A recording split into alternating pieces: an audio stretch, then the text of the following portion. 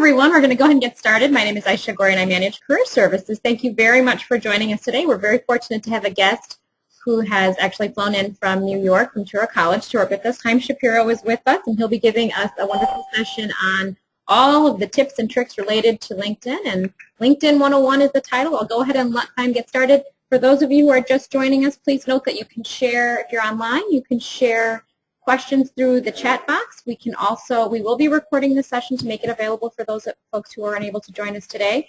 And let us know if you want to be asking your question live. Otherwise, we'll just answer the questions through the box. Thank you very much. Chaim. Thank you.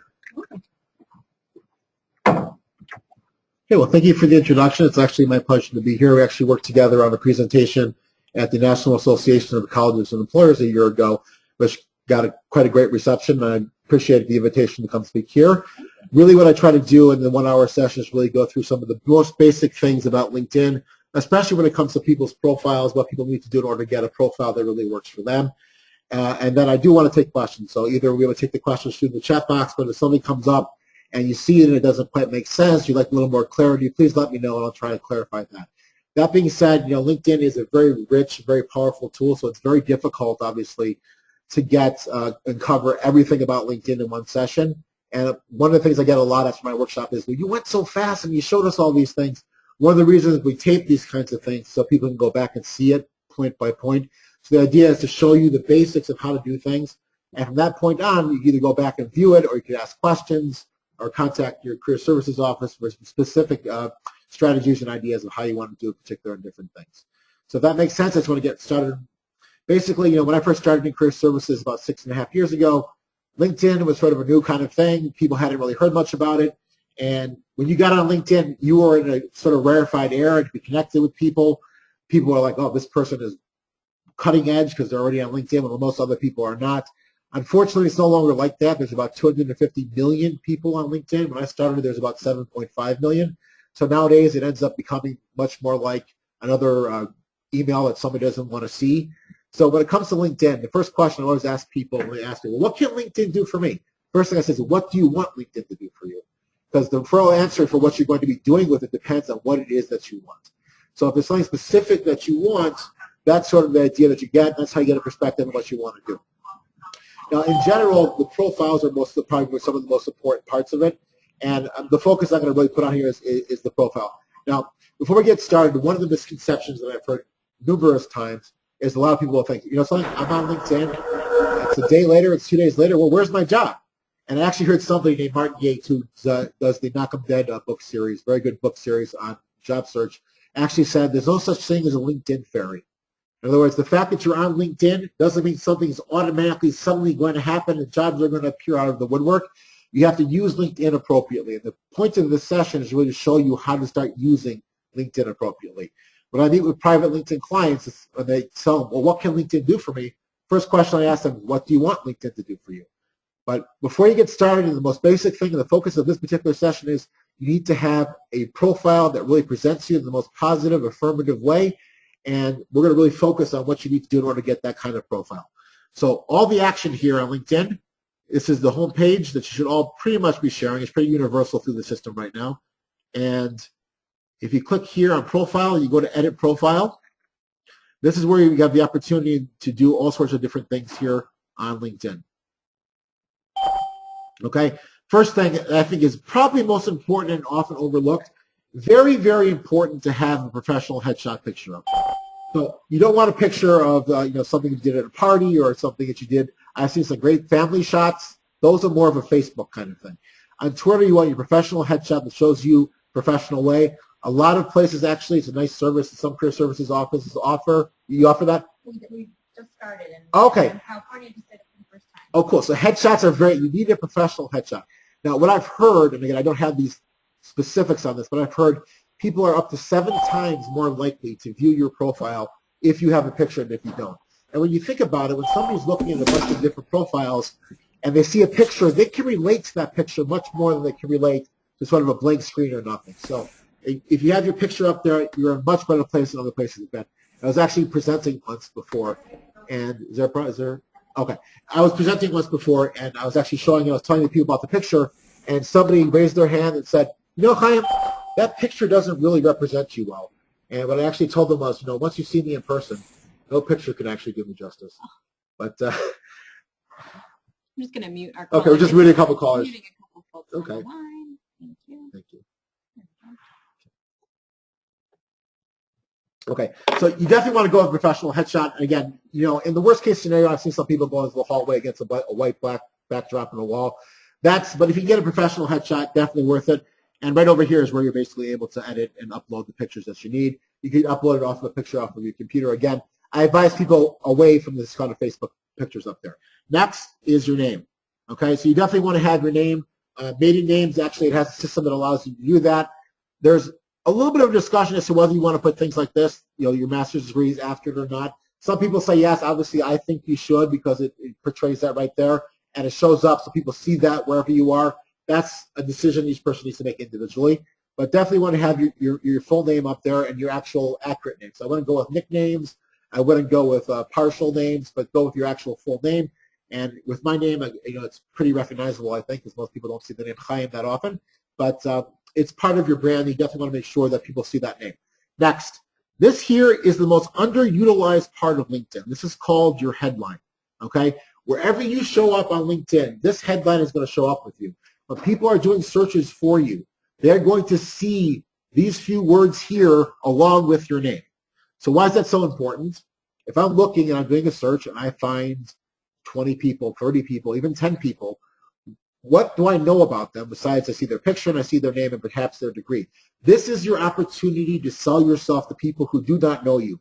So when I tell people here, you have 130 characters, it's just not a lot, but you really need to put your tagline here that makes you stand out and say, hey, I need to pay attention to Chaim Shapiro because he offers, he presents, he gives these kinds of things. One of the most common questions I get is, well, what should I put there?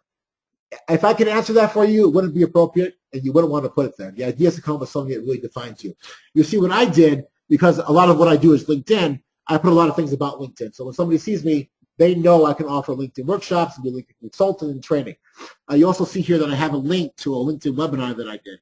Now, here's a little trick here. When you actually try to click on this here on someone's profile, it will not click. However, if you show up in an email on LinkedIn through a group, through another email, that will be a clickable link. So if they see that, they can click that link and go to it. So it's a valuable tool if you have a link to put where there's something valuable for you to include that they'll see in the emails. We'll get to embedding rich media content in a few moments as well. Now, I used to have up here innovative educational leadership, which I thought was a little bit of a tagline for myself. Think about what defines you, and even more than what defines you, think about if somebody needed to know something about me in 130 characters or less that made them say, that's my person, that's my guy, that's my girl. What is that? That's what you want to put there. Again, it's not something you can come up with in a few minutes. It's not something you're going to come up with necessarily in a day. You need to think about it. And people change it quite frequently, so there's nothing wrong with that as well. So try to come up with something that really defines you. Okay? I generally think you're better off with having a major metropolitan area. So, for example, here in Chicago, you could say Lincolnwood, you could say Skokie, Evanston, whatever it is. You're probably better off in the greater New York area because you'll have more people will see that when they're looking for searches. Very few are searching for Skokie, and a lot more will be searching for places like Chicago. One of the things I don't like so much here about LinkedIn is they sort of lock you into very specific things for this. So probably for most people here, it'll be psychology or some form of psychology, but they have specific choices. You have to choose one of those choices. But it's important to put that up there because that puts you in the search criteria so people can see what you are, what your profession is. What I'd like to see LinkedIn do eventually is make sure that you can actually choose whatever you want for this. But they're not quite there yet. But at this point, I think it's important to put something that represents you. Again, that will allow you to show up in people's searches and people will see where you're doing. Any questions so far? If you have any questions, just let me know. And I'll keep moving down here. Now, you see over here, this is the number of connections you have. One of the things I advise people ask me, what's the right number of connections to have? Well, if you want to start being able to do searches, and perhaps if we have time, we'll get into the fact about the 3 degrees and how you're able to find people. Generally, to get a good search, you need to get about 150 connections, but the way people work on LinkedIn now is they're looking to see who are the avid networkers. And if they don't see this number 500, 500 is where it maxes out. If they don't see the number 500, they see 130, 435. They don't view you the same way as they view somebody who has that 500 plus. I have like 13,000, but nobody knows anything more than 500. They see I have the 500. That puts me in a different level than somebody who has less than 500. So the first goal, when you can, is to get to that 500 because that puts you on a different footing when it comes to your LinkedIn connections and when people are viewing you when you're on LinkedIn. Okay, so try to get to that. Now, another thing that's very, very important and often overlooked, right over here is your LinkedIn URL. This is going to take you to your personal public profile page, and I hope this works when I click on it. Should have tested this before. This is the public profile page. If somebody actually sees that, clicks that link, it takes you to this page, and you will see on this page, you get to control the information that people see. I'm going to show you how to do that in just 1 second because you actually get to choose what people get to see there. If you go to this edit button, here on the right, you get to choose what the most important things are. When we're talking about LinkedIn or anything online, we talk about above the fold. The things that show up above the line are the most important things. If people have to scroll down, you've lost probably 75% of people. So you want to lead off with your best stuff, and this over here allows you to choose what your best things are. Again, this is going to be different for every person. Some people will have their headline, I recommend, but their skills might be their education, publications. It really depends on the person. The higher up something is, the more likely someone is to actually read it and pay attention to it.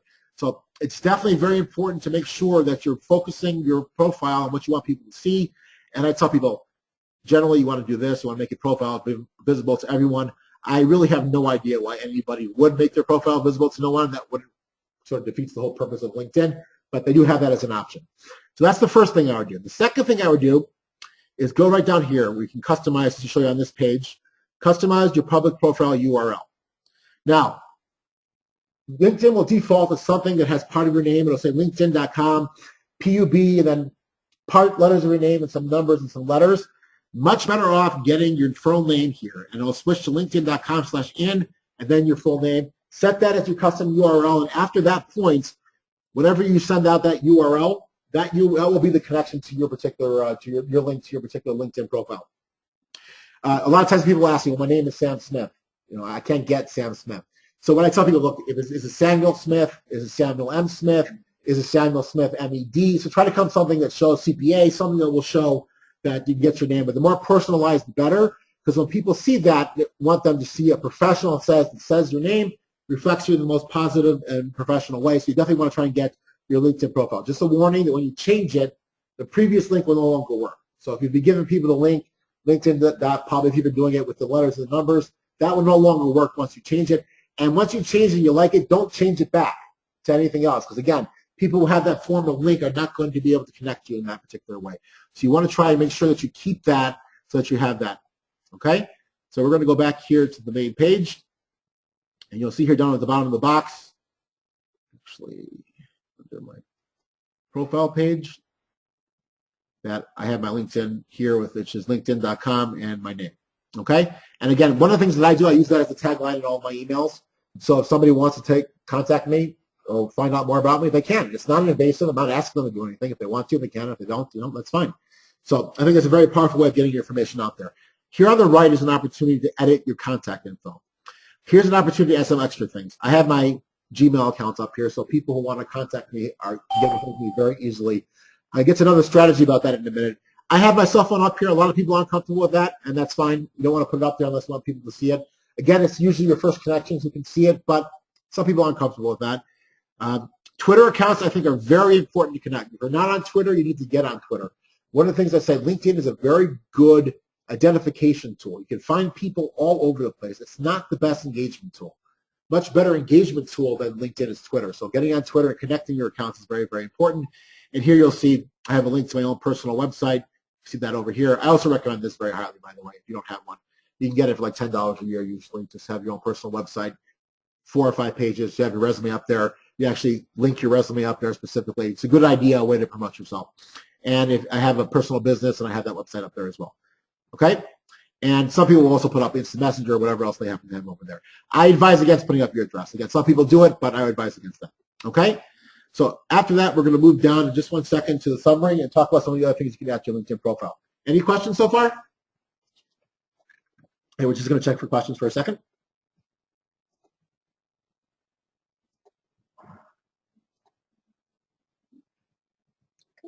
Okay, great. Scrapping everything perfectly, so there are no questions at the moment. Okay, again, we're still on the edit profile page here. Next thing, usually I think for most people, they want to include is their summary statement. One of the great things LinkedIn just did is you can move things up and down on your LinkedIn profile very easily now. So you don't need to put the summary first. You can put education first. You can put what sells you the best. Again, above the fold, if you're scrolling down, you've lost a lot of people. So you want to put your best stuff above the fold here. For me, I think that's a summary statement.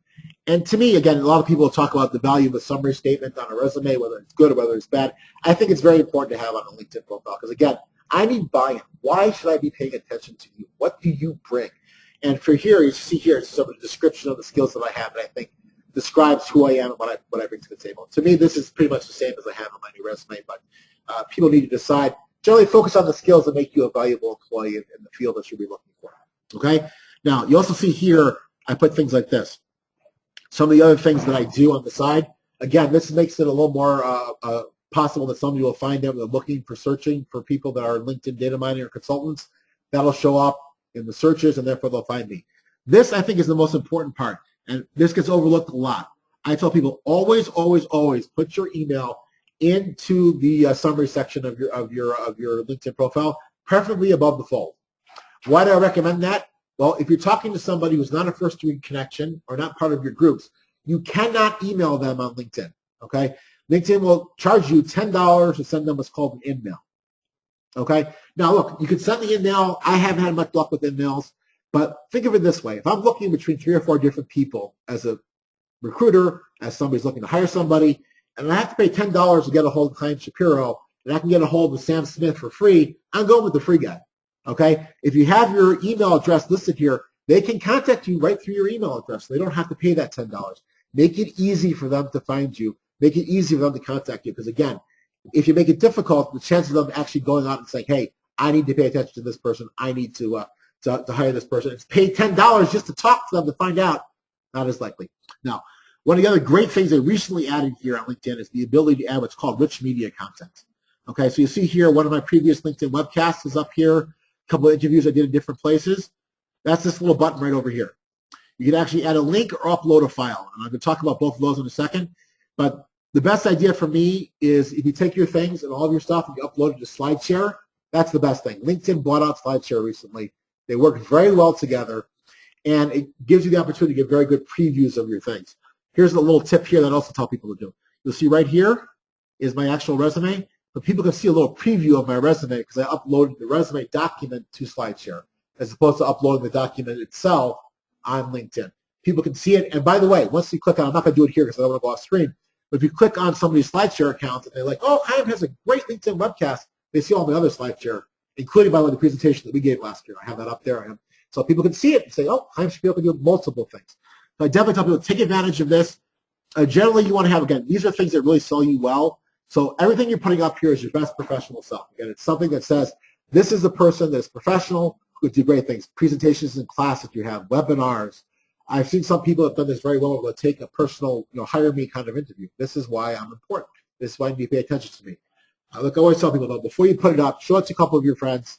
Make sure it represents you the way you think it represents you. Because sometimes we're a little bit blind to how we view each other and ourselves.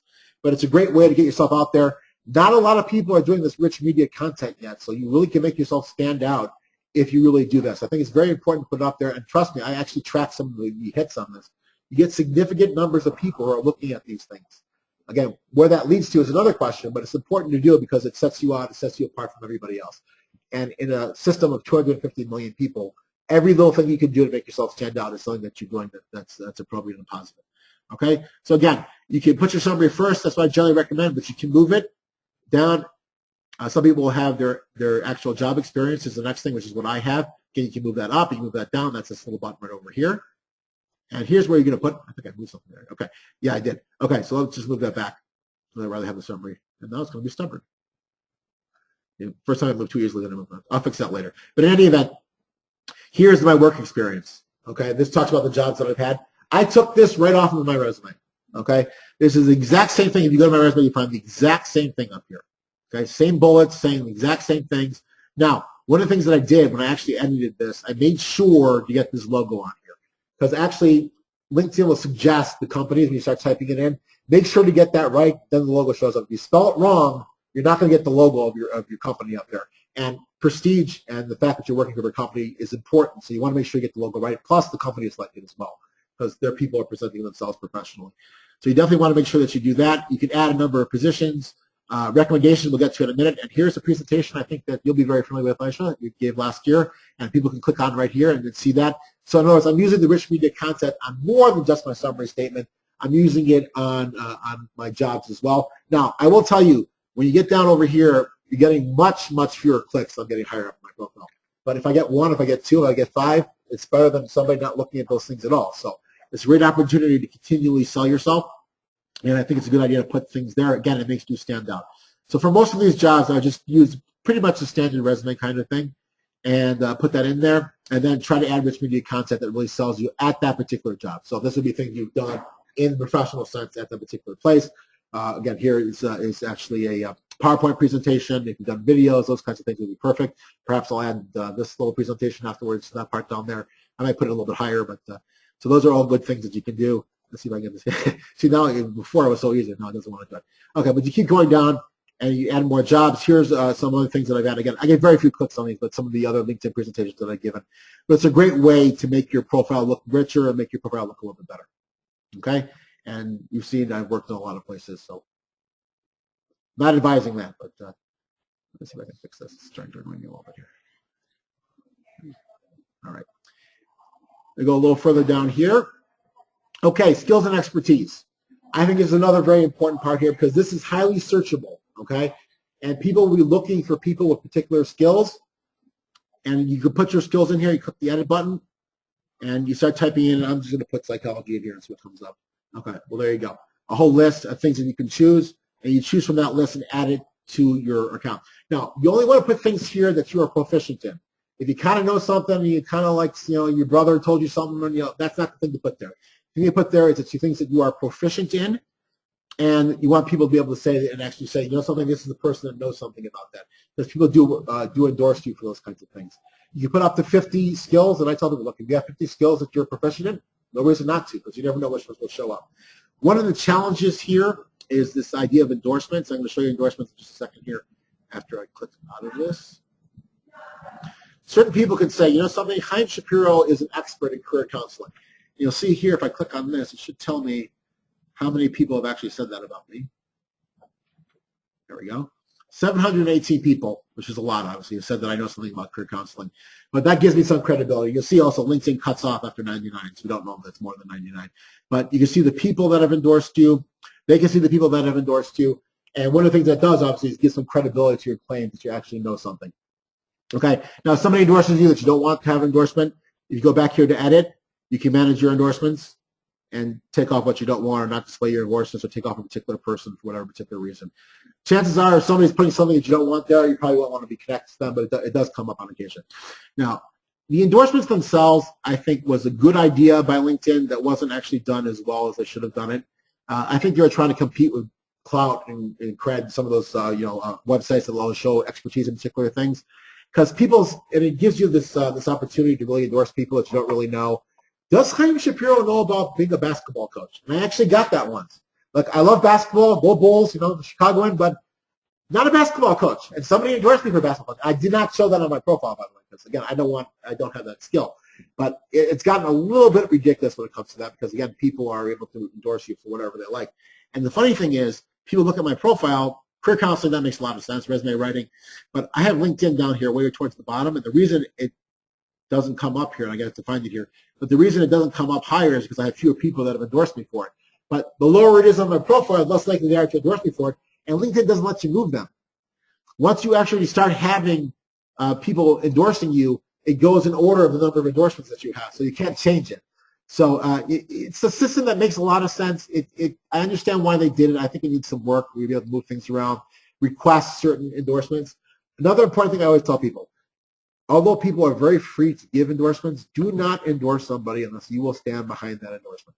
If I call you up and say, you endorse Chaim Shapiro as a career counselor, tell me about that. What can he do? I want you to be able to answer that question very quickly. Okay, I want you to be able to answer that question very specifically and tell me, because you're endorsing me, everything you're saying online, I want you to be able to stand behind what you said right there, okay? So that's the opportunity to actually endorse other people. And another thing I tell people to do is to monetize their endorsements. And what that means is if somebody endorses you, Chaim Shapiro on LinkedIn, I take that opportunity to say, well, thank you very much for your endorsement.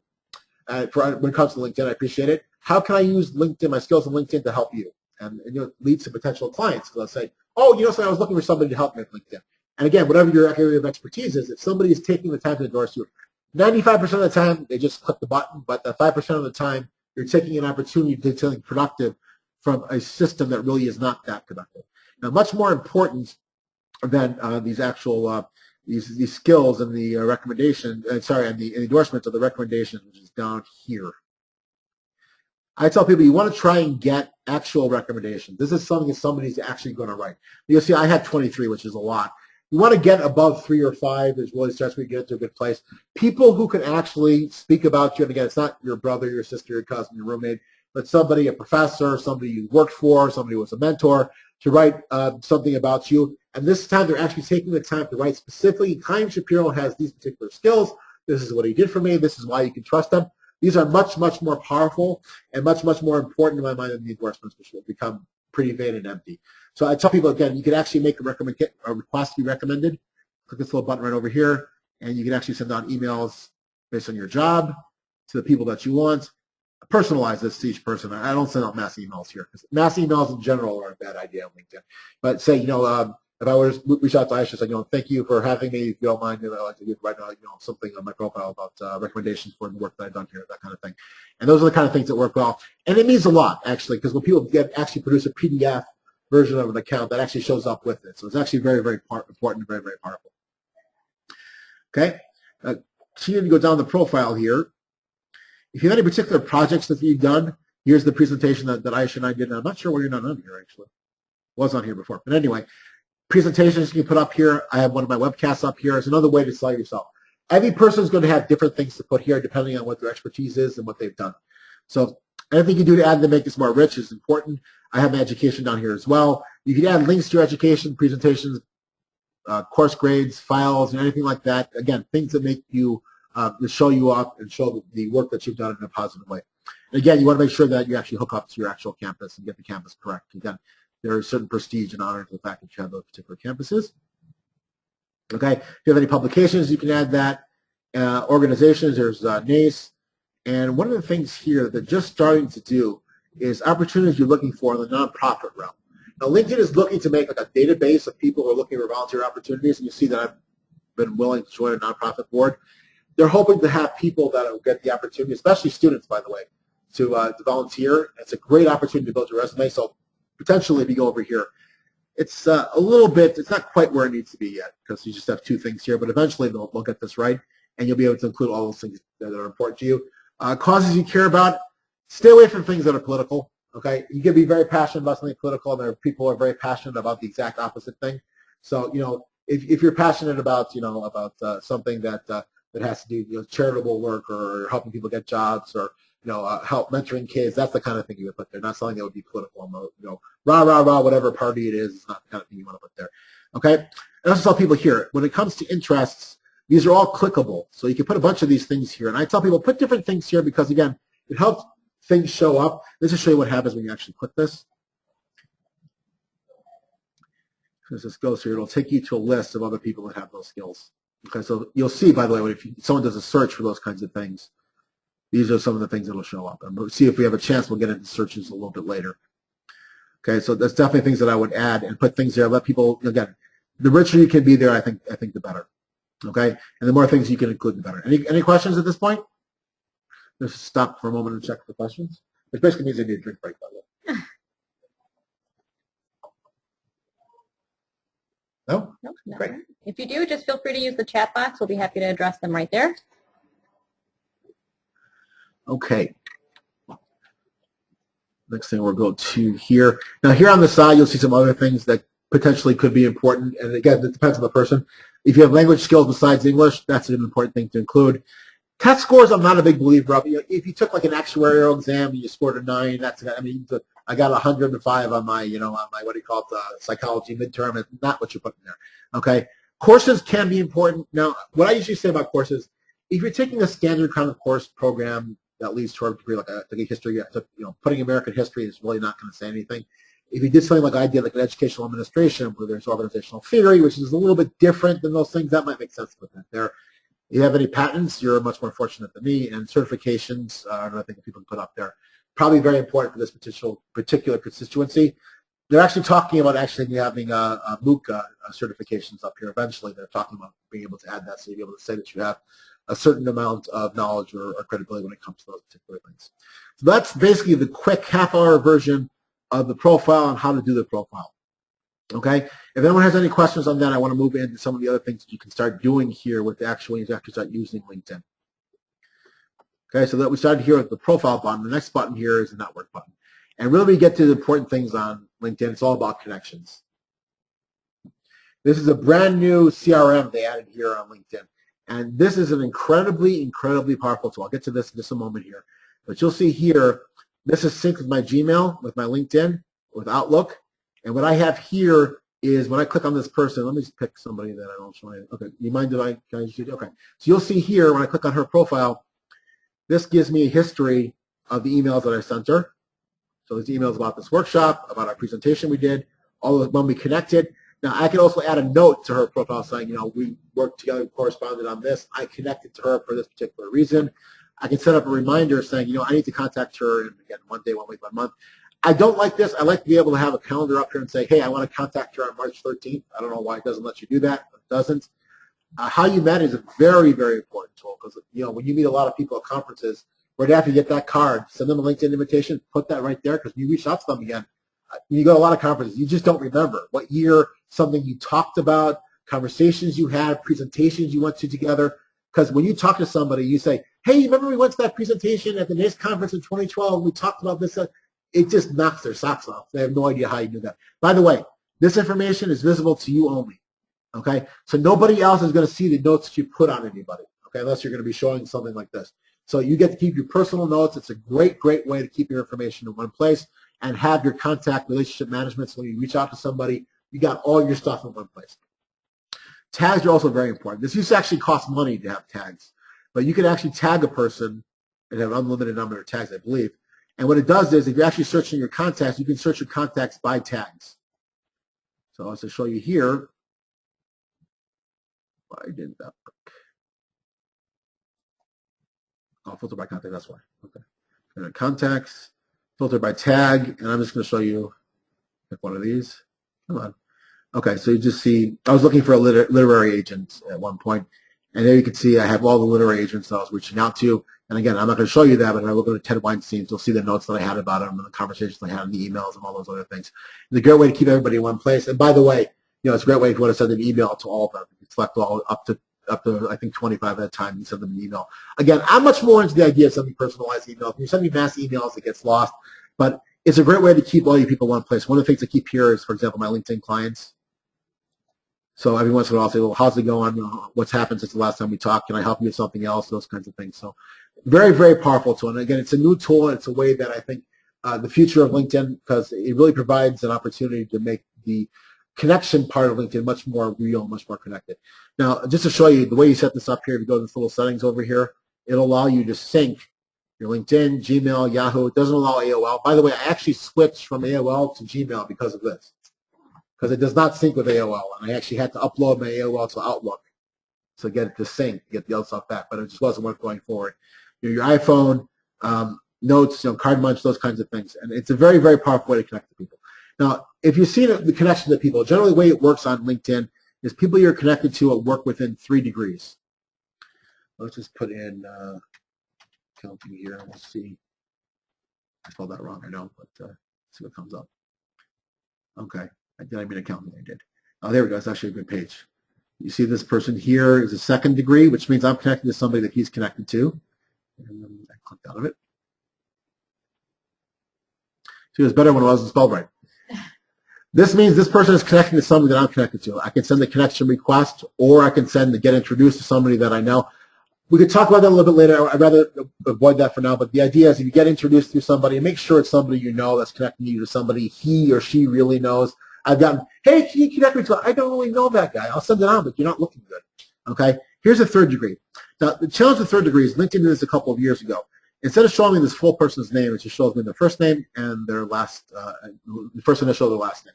Not very helpful, because obviously I can't find out more than them. But let's see if this trick works. If you click on this person's name, And this works about 50% of the time, so we're taking the risk here. There we go. You have people also viewed. Very often, that person, you check to sure you know the name, will show up on one of these people also viewed, and it will give you the full name. Let's see if you can find it. See him? First, there you go. There we go. So we got him, and just to show you what I can do now, first one, I can go right here now. I save him to my contacts, and I can take this and put a note in here, put his full name in here. You know he's a third degree. I have all his information. It's in a note. So if I go back to him, I have all that information on him right now. And I found somebody that otherwise wouldn't be able to get it. Now, you won't be able to send them an email because I don't think he has that information there, but this is a great way, you know, how you met, I found him through somebody's name. It's a great little trick for finding people that aren't second degree. Again, it works depending on the people 30, 40, 50% of the time, but it's a great opportunity to find people that you otherwise wouldn't be able to find.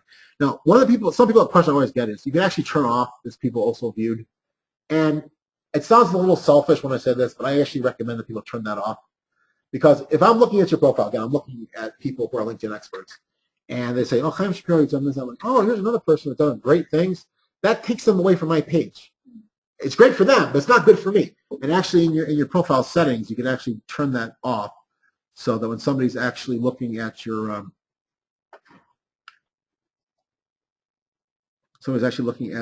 account right here, you can actually hide that. I definitely recommend that. Again, it sounds a little bit selfish, but if you're looking to promote yourself and you know somebody else is going off in a different direction and finding somebody else based on your account, you haven't helped yourself, and obviously you've taken something away from what you're able to do. Okay, another great tool they added here on the network is, well, let's say if I wanted to say somebody that I'm connected to is an associate account, well, he just got a new job, so I could actually send them a quick congratulations. Now it gives you this, congrats. Never do that. Write a personal note and say, dear Mr. Hack, congratulations. I wish you the best of luck on your position.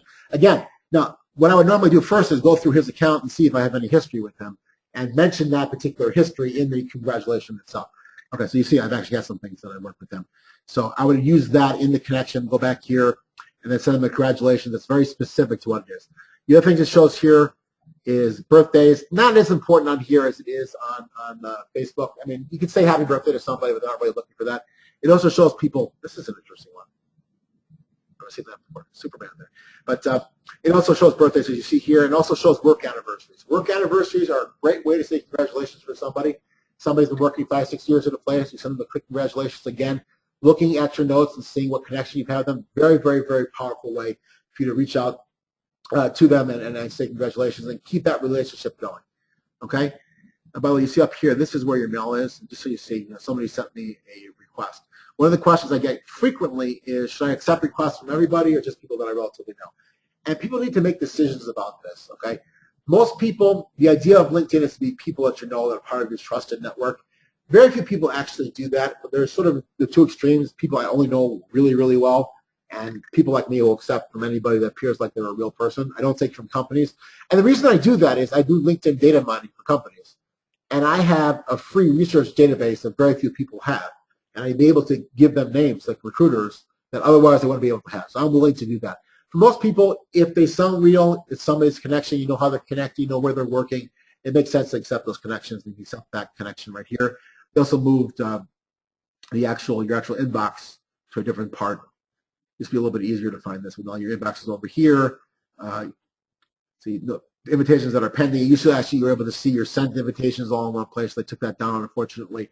But you can actually do searches based on emails you sent. So your emails all stay there, and it's a good way to keep track of what you're doing. Again, if you're looking for somebody, you don't know the name. I emailed somebody about LinkedIn, but I don't remember who it was, because if you have it, you have it in their information. You do that search over here. Again, this might be too broad of a search, but what's the rule? Never do something you don't. Okay, there we go. Invitation to connect. Yeah, it's too broad of a search.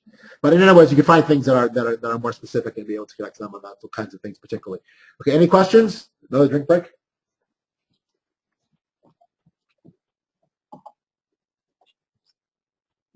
No? Okay, great.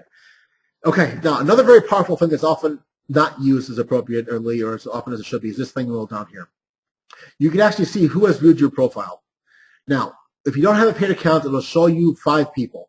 Generally, this will be the last 5 people who viewed your account. It doesn't always default that way. That's a standard default is the last 5 people. So you'll see here, for example, if I want to connect to this person or look at their profile and find out, well, why did they look at my profile? You send them a message, thank you for viewing my profile. I actually did that yesterday. Somebody that I had connected with months before, hadn't had anything to do with, took a look at my profile, and as soon as this speeds up, if it speeds up, oh, my inbox is not available. Oh, here it is. So she looked at my profile yesterday, and I just sent her a message. Thanks for viewing my profile. Quick little thing. Please let me know if there's any way I can help you. And again, she hasn't responded, but what's the worst case scenario? She looked at my profile. She responds to me and says, hey, I need somebody to do X, Y, and Z. Then, I'm the person to do it. It's all about being the kind of person who makes those connections, and especially when you have this thing where connections, when the more people you're connected to, the more people you can see, you never know who's going to be the connection that opens the door either for you or if you're able to open up for other people. Let's get back to what we were doing there before.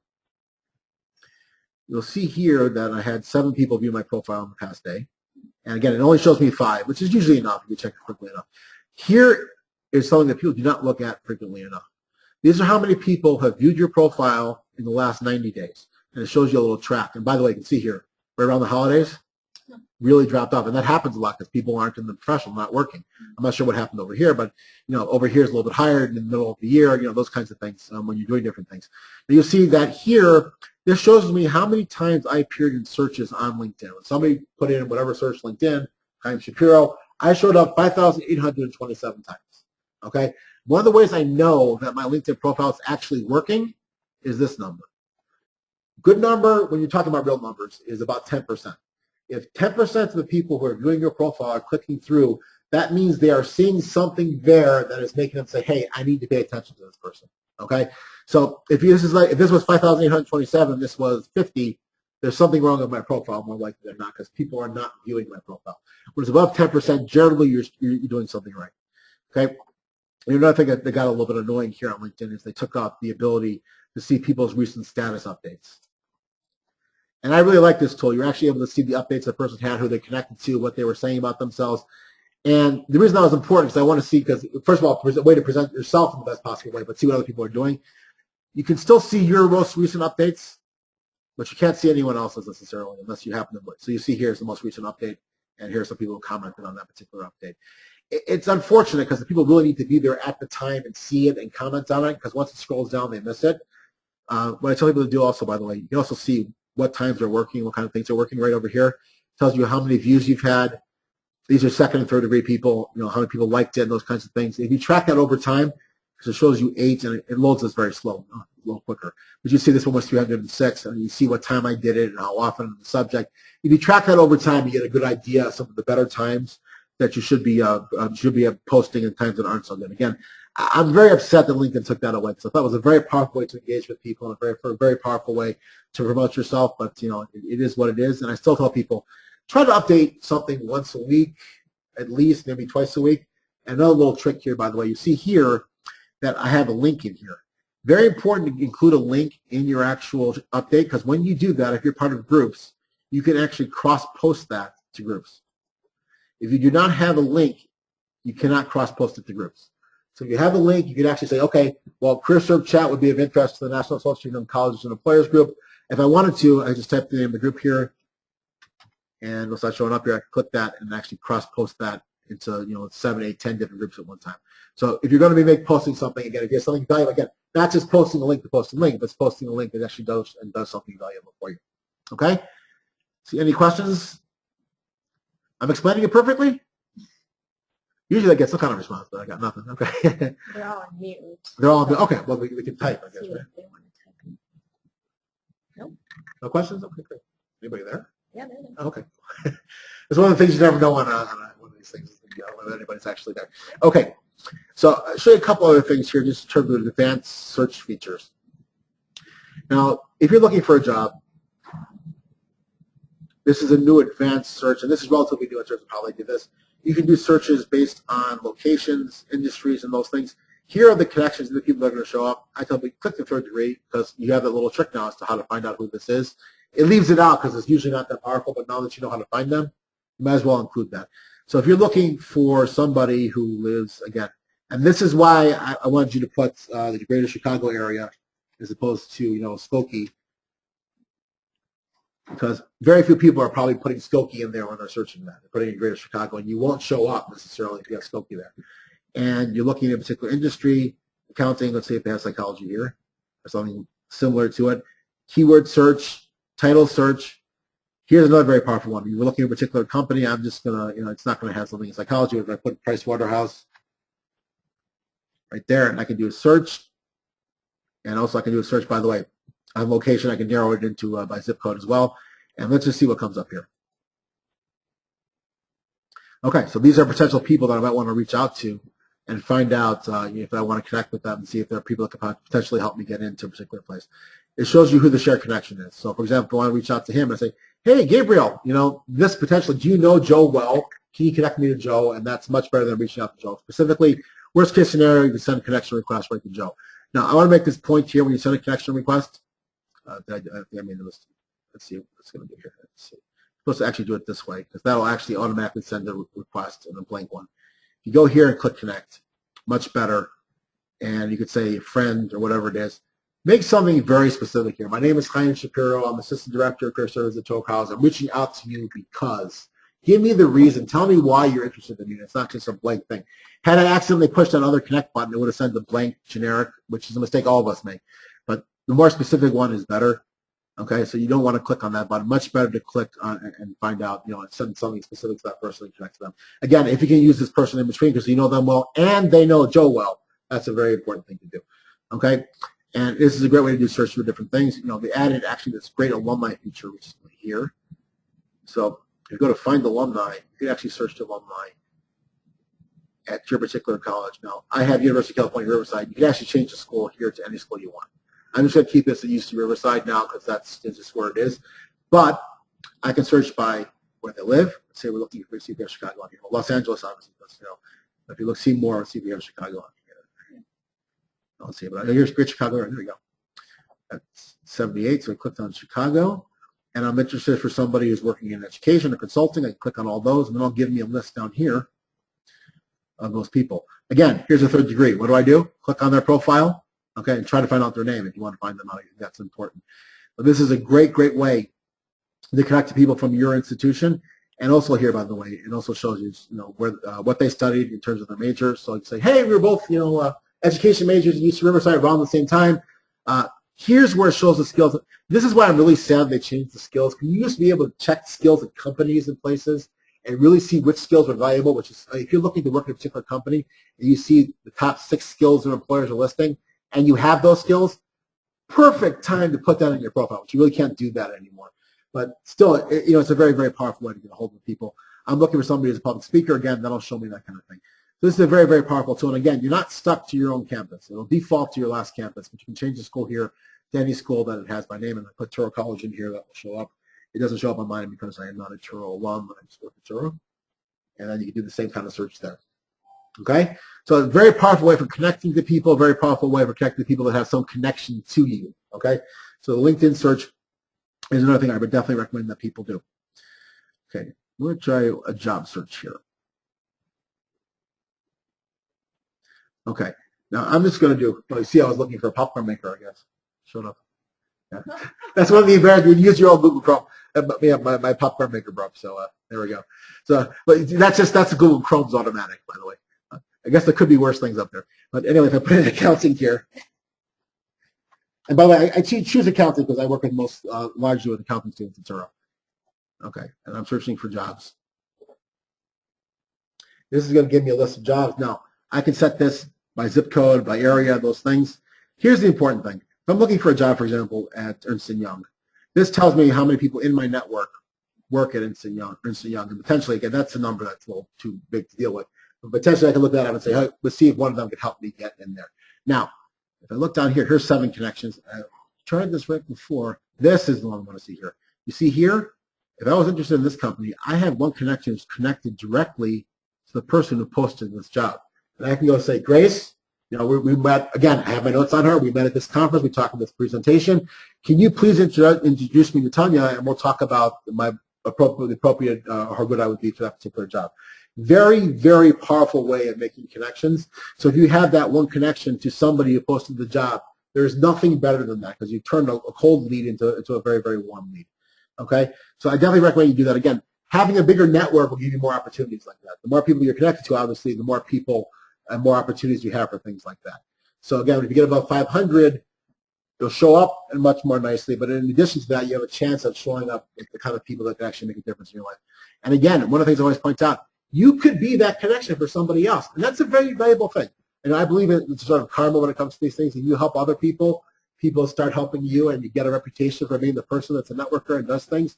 It definitely pays off long term. And in the worst case scenario, you help somebody else out. It can't hurt.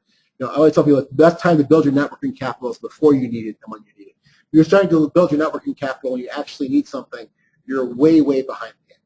Okay? So that's basically the idea of how you look for jobs.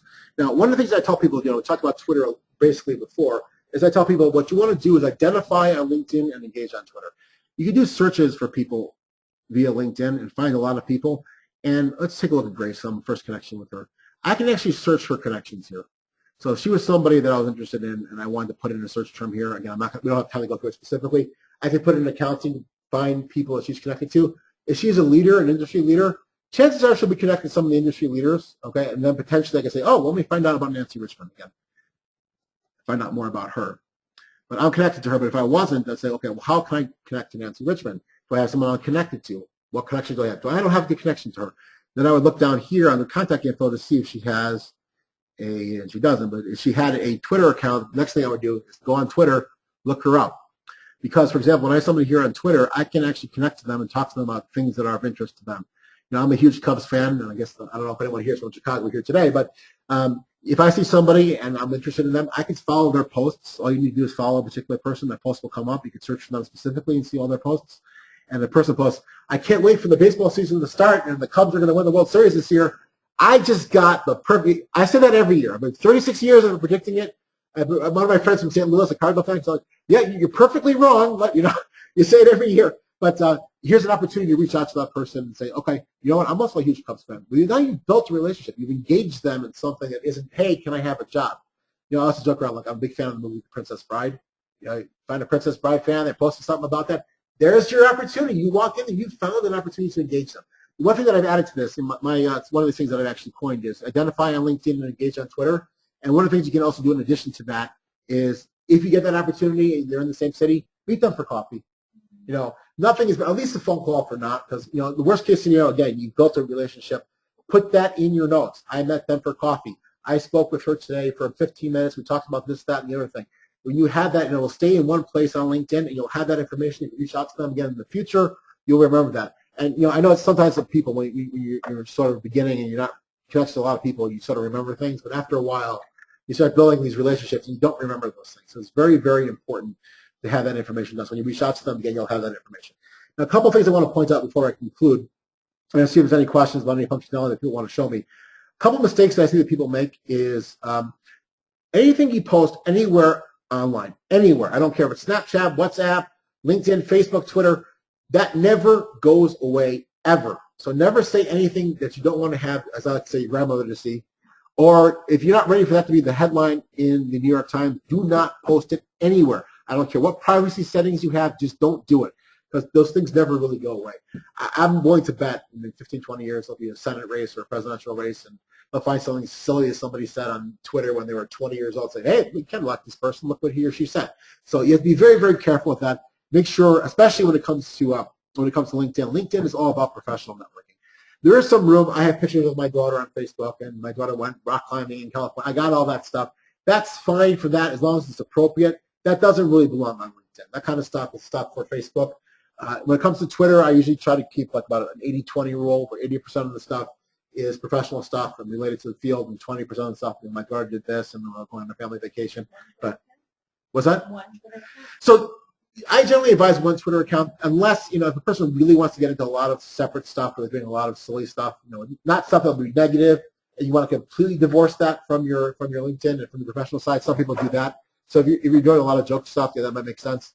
Otherwise, I try to keep to the 80-20. And again, personal updates, nothing offensive. Again, I advise people, I know a lot of times it's very easy to get pulled into political fights. We're a very divisive nation at this point. Try to stay away from that because it stays there. And there are people on the other side who really care about these things. They'll say, oh, Chaim Shapiro said whatever it is he said. I don't want to have anything to do with it because I don't believe anybody. Again, whatever side you're on, those kinds of things happen. You can be very careful about that. Okay? So, look, the idea really now is when they talk about what what can LinkedIn do for you? The question you need to ask yourself is, what do you want LinkedIn to do for you?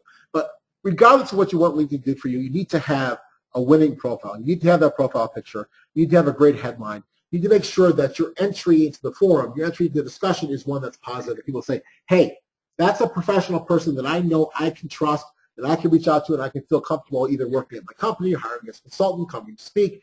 So it's all about your professional persona. And it's all about keeping those positive professional persona. If you don't have the picture, that's the first thing I would do, and then work on getting your profile. Now, another question I often get is, if I don't have a professional profile yet, should I start reaching out to people? And I generally advise you, try to stay away from that, because again, passing around a bad thing is, it's all PR is good PR. It doesn't really work in this case, because again, people are looking for you amongst a group of 250 million. So if you don't have all positive things, I would stay away from trying to post those things. Wait till you get your profile picture. Wait till you get your headline. Just use the stuff off your resume that you got approved through Career Services.